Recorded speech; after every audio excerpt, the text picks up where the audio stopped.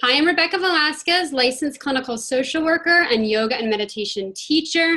Today is an amazing day. I am so privileged to say that I have my own spiritual mentor with me today to talk about a very hot topic called Kundalini. And I just want to take a moment to say how I know my friend, my dear friend, Bill O'Haron. So I went to graduate school with Bill.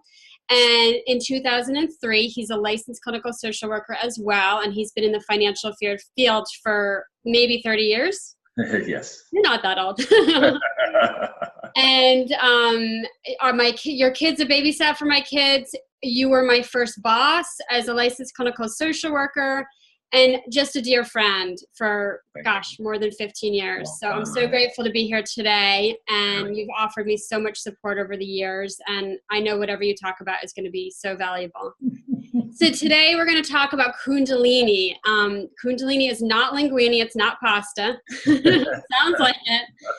So Bill, I'm going to let you start talking about Kundalini. What is it? And a little bit about your experience. Yeah, thanks so much, Rebecca. I call you Radiant, as you know.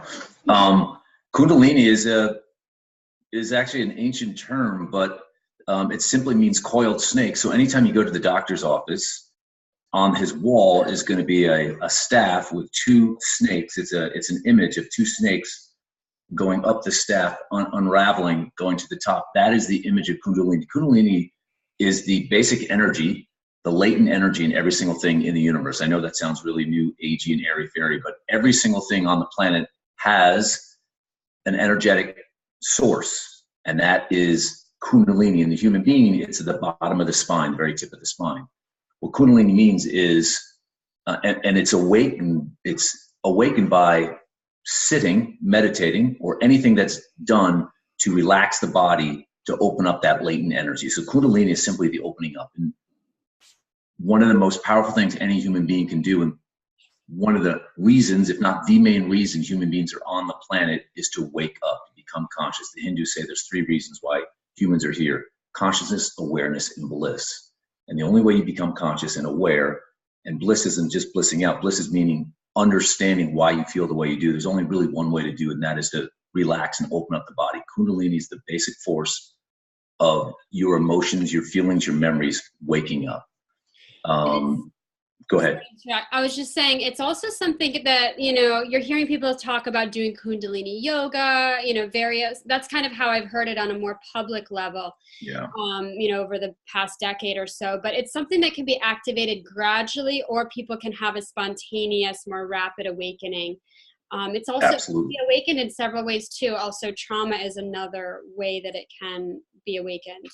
Exactly. Really, when we talk about awakening, we're talking about an experience that our rational mind, our thought world, the world that solves problems in spreadsheets and organizes businesses, doesn't really understand. Kundalini really is the non-physical world, the emotional body doing what it's designed to do, and that is to wake itself up and to arrive. So it can happen with the death of a near and dear family member. It can simply happen by its, certainly drug use. And anything can quiet the rational mind for the non-physical emotional world to wake up. And that, the challenge about Kundalini, the challenge of waking up, is that it's going to involve pain, because it's going to involve old memories. It's going to involve feelings that we have tucked away. And what's interesting, Rebecca, as you know, is that our rational mind, so there's two parts of us, our rational and our non-rational, our emotional. The rational mind is actually designed, the neocortex is designed to keep feelings down. There's literally a part in our brain where our emotions are wanting to come up to the top of the spine, back in the medulla, and get up towards the neocortex. And the neocortex is designed to keep it down because it knows it's painful. And so Kundalini is a final breakthrough going, the energy's got to come up, old feelings got to come up, and it's the arrival of it. That's why it's that coiled snake. It's arriving. It's the most, go ahead. No, thought you were pausing.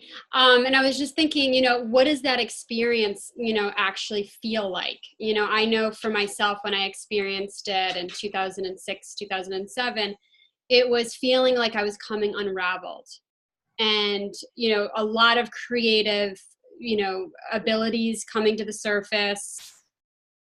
and Absolutely. feeling like the death of the ego. You know, your ego, yourself on some level is dying. Absolutely. You know, I think the best way to describe Kundalini is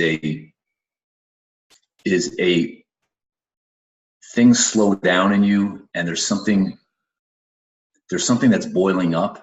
And what we typically do is what I call ING. We typically move away from it. We run, we exercise, we're working, we're running, we're smoking, we're doing something to get away Yep. from these latent old feelings.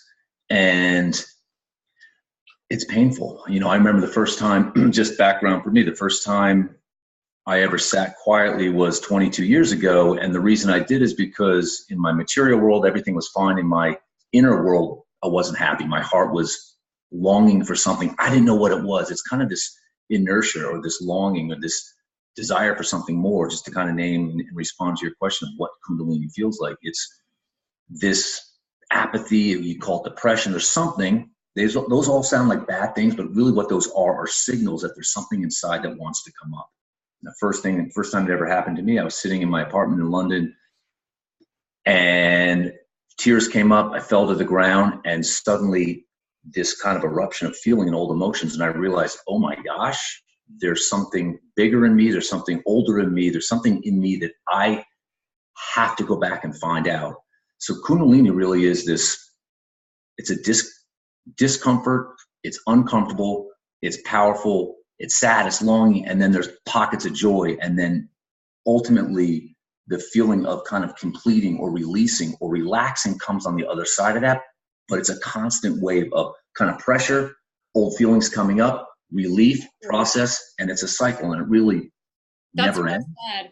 And yeah. I know for me, and I know a lot of people, it manifests as, crying, like crying like a baby. And then as you're saying, it's those feelings coming up, allowing it, and then allowing them to release again, rather than bottling them up and, drinking, drugging, smoking, eating over them.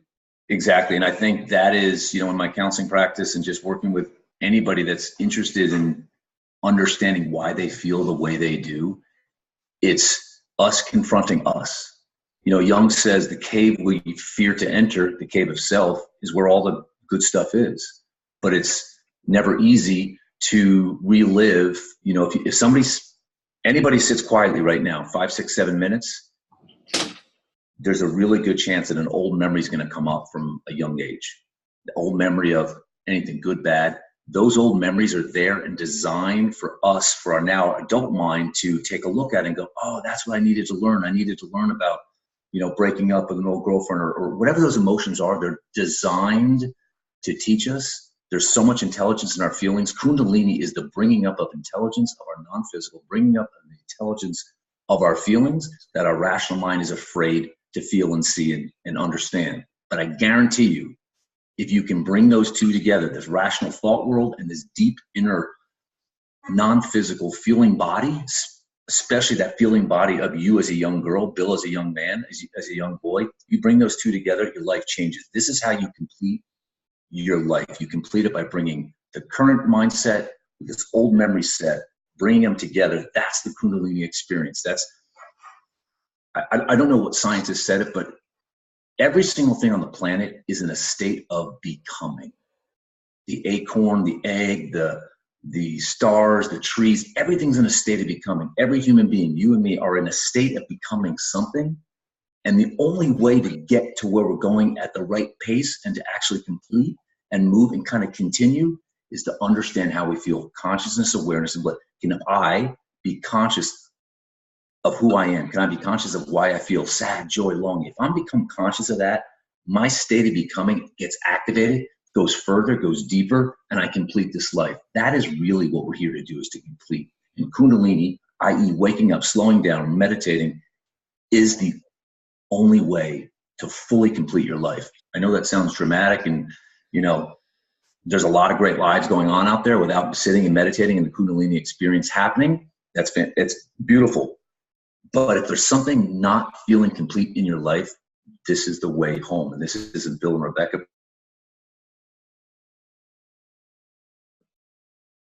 So as long as there's been human beings on the planet, there's been the experience of finding a quiet ceremonial place to relax, go inside, and understand ourselves. I was just thinking, Bill, in 2003, when you were my boss, we worked at an agency with difficult teens, to say the least. And I'd come into your office and say, Bill, I'm triggered by these teens. And you'd say, Rebecca, you got to go inward. You got to go inward. You got to start meditating. And I'd be like, yeah, whatever. And I'd mentally give you the finger and walk out the door. And I had no idea what you were talking about. I just thought you were a little bit crazy. And then the next day I'd walk in the door and say, Bill, I'm triggered by these teens again. And you'd say the same thing. And I only really got what you were talking about when I was really ready to start meditating a few years later. And I said, Bill, oh my gosh, I finally understand what you were trying to introduce to the staff and the clients. You were bringing meditation to an agency with teens, doing meditation and yoga with them when no one was doing that in 2003. And I'm just blessed to have had you as a boss to be able to, you planted seeds for the staff and you planted seeds for, our clients that we had. Thank you. As you were talking about that, our jobs as people, our jobs as helpers, as parents, is to really create a space for other people to grow and become, state of becoming. The only way we can really truly create a space for someone else, if I can create a space for you, hopefully I was doing that back in 03 and 04, I created a space for my kids, is to understand our own emotions. If I understand myself at the deepest level, and it never ends, I've been at this for 22 years, and I feel like on some of the levels I've just begun. But the reason why you can be effective, and hopefully I can be effective with someone else creating space, is because I understand my own emotions. If I create a safe spot for someone to start peeling back their own feelings, I'm comfortable with them getting to uncomfortable places. And that's why I felt comfortable saying to you back then, I kind of felt what you were going through. So my notion was help you find a place to get uncomfortable and then come back and talk to me about it. And we create a relationship, but it's really all about you creating a space for your kids, your husband, your clients, and you become better and better. And I know you're already doing a tremendous job. Everyone out there can become better and better if they understand self first, understand those deep discomforts, and then it's so easy to notice, oh, that person's getting ready for their deep discomforts. They can dip into that water, especially in the therapeutic practice. So that's really what I was trying to do, is just encourage you to go deeper into the water. I'm always trying to push people into the deep end. What's the deep end? Self, old memories. Going inward. And I was just thinking about, the importance of you and I, talking about this topic with people and people who maybe have never heard about Kundalini and what is this? And I think the value in that also is, perhaps people have experienced something similar or maybe will. We're planting seeds for people because I know, well, you had your experience in 1996. I can't even imagine how, you didn't have the support of people understanding what you were going through. And, just being able to create an understanding for people, because society generally doesn't understand, what this process is. I think society is definitely waking up and, you're seeing it more and more. Yeah. But I remember how isolated I felt when I was going through it and feeling crazy. Yes. And, yes. That's the value of, I think, why we're together talking about this. You know what? It's probably one of the best. It's probably one of the most powerful things that happens is this sense of, oh my gosh, I'm going crazy. I'm losing my mind. These emotions are overtaking me. Our culture is built on quelling emotions, right? We got medication. We got doctors that you go in, they say, oh, take this, get some rest. But actually, we really should be allowing them to come up. And the discomfort, so if we can encourage even one person to turn around, once things get uncomfortable, I'm feeling depressed, I'm feeling longing, I don't know what to do, I'd like to move out of that space. What we're saying is find a place in your house, sit and embrace and follow that thread of feeling. I'm feeling really sad. Okay, follow sadness. Follow sadness. 5 minutes with sadness, 10 minutes. Keep following that trail. You're going to find a moment in time that created that original piece of sadness, or that original moment of sadness has a deep root. If you follow it, you get to understand it. If you don't follow it and you push it away, it's going to follow you. The sadness will follow you. That longing, I don't want to face it. Turn and face it. You're in a safe place. Find a group, whether group, counselor, be willing to share with people your vulnerability. I think, Rebecca, that's one of the most powerful things any human being can do is, can they be vulnerable with somebody else? Can they share their sadness, their longing, their joys? if you can do that and you have one or two people, bingo, find a cushion, get on the ground tonight, close your eyes, listen to your heart, and see what comes up. And if it doesn't come up today, try it tomorrow. And you keep trying. That's exactly what you did. It's exactly what I did. And you're going to be blown away about what's inside that heart, that boy heart, that girl heart, that deep, wonderful heart stores it all. And I could go on and on about the heart. Sorry. It's a journey that continues. Absolutely. It never ends. It never ends. And those kind of reawakenings that you have, as well. It's amazing. And on that point, I'll keep it brief, is you get to these certain deep, powerful places, really understanding, oh my gosh, my relatives had these same feelings, and I'm kind of continuing my relatives' lives, and I'm really understanding, oh, that's why I behave that way, right? And you feel like, gosh, that's perfect clarity. This is amazing. And then 6 months later, this deep unraveling happens.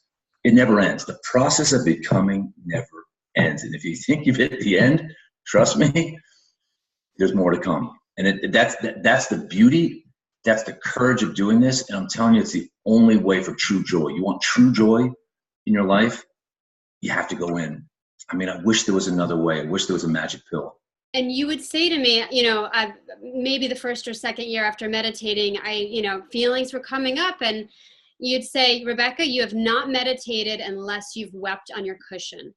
And that's so important to know, because so many people, I speak about meditating, and this is the dark side of meditation as well, is that feelings come up, and it really takes a warrior to be able to go inward. We're throwing up a mirror for yourself.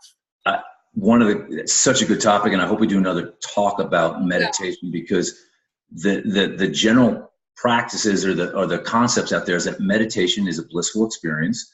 Absolutely. It's an organized experience. You sit, you quiet, you organize your life, your day. Absolutely. The health benefits are beyond they're so powerful.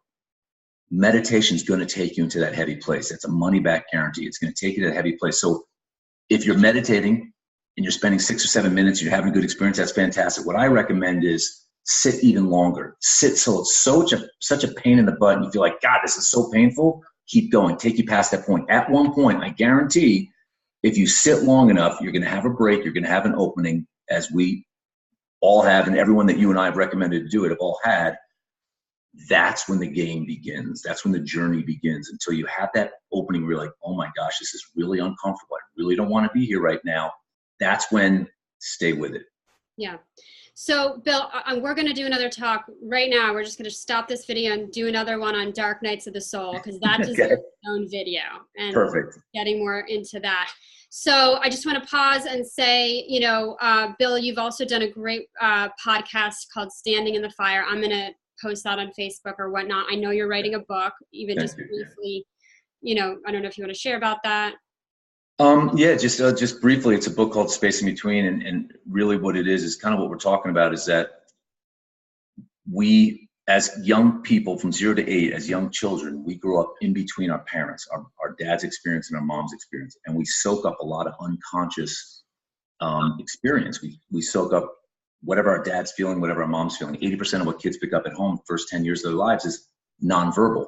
It's not what their dad's saying, it's how their dad's feeling. It's not what their mom's saying about something, it's how she's feeling. It's these two experiences we've soaked in it. They're built into our limbic system via electrons. We get into a relationship 20 years later when we're 26, 27, 28. And the friction of the relationship kicks up all these old memories, all these old unconscious experiences. And suddenly we're in a relationship, we're battling the other person, but the battle's really with ourselves. Our battle's with these old unconscious feelings and emotions and memories that we didn't know were in there. Our relationship is really work on self. You started your relationship with your husband when you were 6 years old. That's the basic concept of the book. Hopefully a lot more good stuff to come out of that, but the space in between, because we picked up a lot of stuff in our first 10 years of our lives. It's not good. It's not bad. It's just in there. And it's about us going back in there and finding it. I can't wait to read the book. So just quickly, my website, RebeccaRVelasquez.com, YouTube, Facebook, Instagram, Rebecca R. Velasquez. Stay tuned. Bill and I will do another talk on Dark Nights of the Soul. Excellent. Thank you, Rebecca. All right.